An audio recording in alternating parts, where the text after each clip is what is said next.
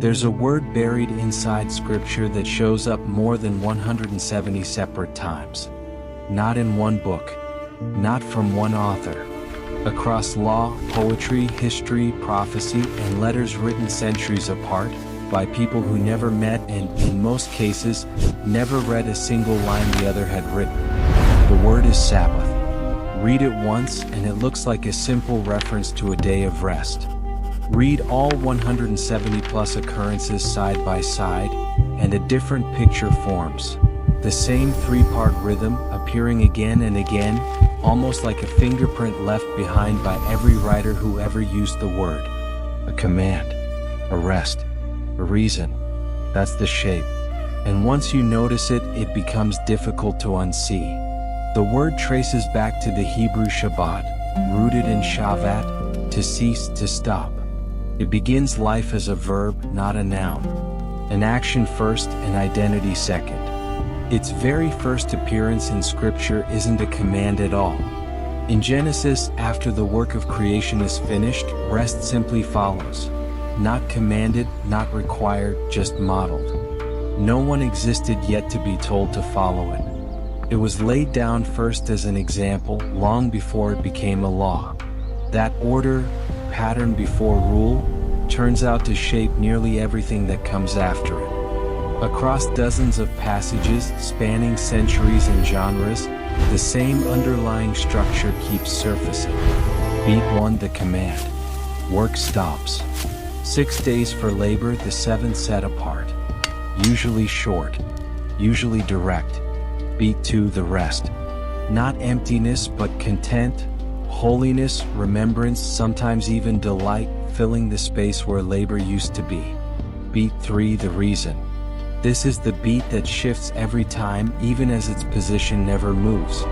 Sometimes it points backward to creation. Sometimes to memory, a people once enslaved, now permitted to stop.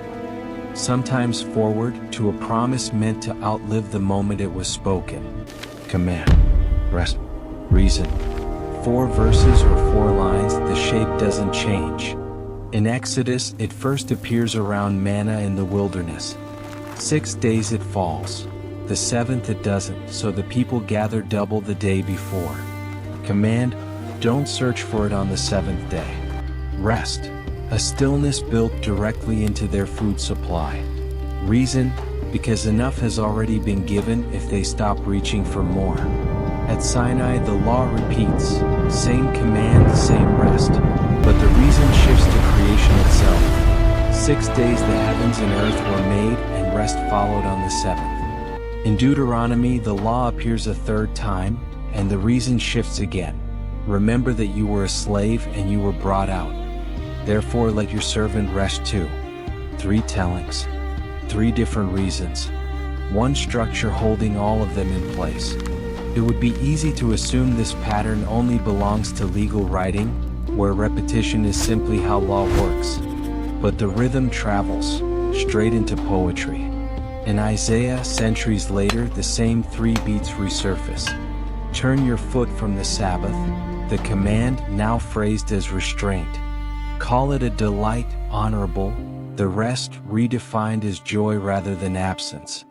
Then you will delight yourself in the Lord, the reason now aimed at blessing rather than obligation. Same skeleton, different century, different author who likely never studied the wilderness account the way scholars do today, and yet reached for the identical 3-part shape almost on instinct. Jeremiah follows the same path. Carry no burden on the Sabbath, the command. Hallow the Sabbath day, the rest, now framed as consecration. So that this city may remain forever, the reason. The pattern holds even as the stakes shift from personal obedience to the survival of an entire city. By the time we reach the Gospels, tension surrounds the Sabbath. Jesus heals on it. His disciples pick grain on it. He's confronted publicly for both. It would be reasonable to expect the pattern to finally collapse here, but it doesn't.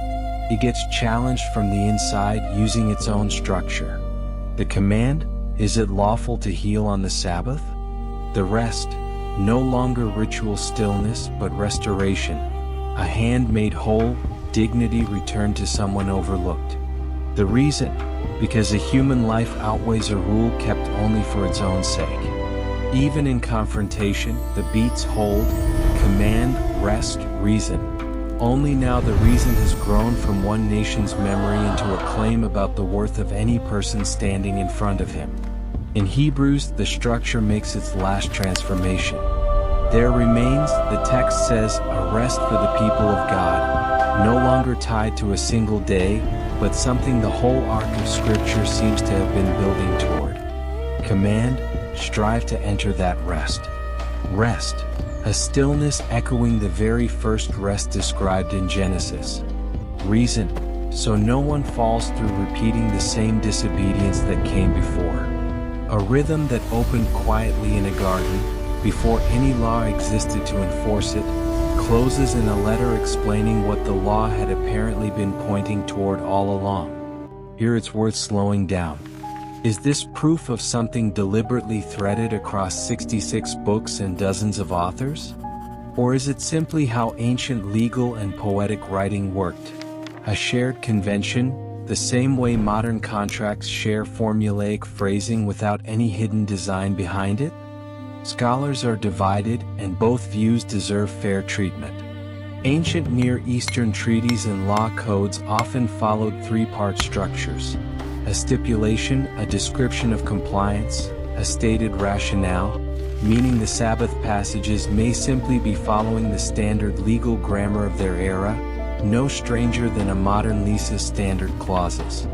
Others point to the sheer consistency across genre, author, and century, from law to poetry to narrative to letter, without the shape ever slipping, as evidence of something closer to intention than accident. A shared literary thread, whether from careful compilation or from a message so central that writers kept reaching for the same three beats without fully realizing it. Neither explanation has to cancel out the other. A pattern can be both a product of its era's writing habits and something worth noticing on its own terms. The best way to judge this isn't to take it on faith, it's to test it. Pull up any of the more than 170 references, in whichever translation is closest at hand, and read slowly for the three beats. Where does the command sit? What fills the space once work stops? What reason does the writer reach for to justify the stopping? Most readers find the pattern holds. A few find exceptions. Brief historical mentions where a Sabbath day is simply noted in passing, no argument being built at all. That's worth noting too. A pattern that explains almost everything is often more trustworthy than one that insists it explains absolutely everything without exception. It's worth asking why three beats specifically became the natural shape for this instruction, rather than 2 or 5. A command by itself can feel arbitrary, easy to resent, easy to forget once the moment passes.